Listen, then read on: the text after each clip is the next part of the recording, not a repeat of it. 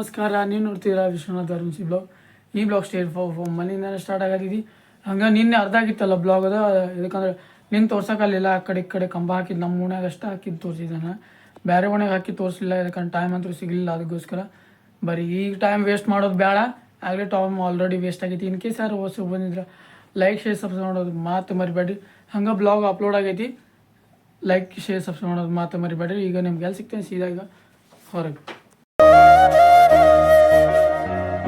Okay ಆಯ್ತು, finally ಈಗ ಎಲ್ಲಾಗಿತ್ತಂದ್ರೆ plan ಅಲ್ಲಿ ಹೋಗೋದಿತ್ತು ಓಣ್ಯಾಗ. ಅದು ಎಮರ್ಜೆನ್ಸಿ ಬಂದುಬಿಟ್ಟಿದ್ರೆ ಮತ್ತೀಗ ಊರಿಗೆ ಬಂದೀವಿ. ಅದಕ್ಕೆ ಇವತ್ತಿನ ಬ್ಲಾಗ್ ಭಾಳ ಶಾರ್ಟ್ ಆಗತ್ತಿದ್ವಿ.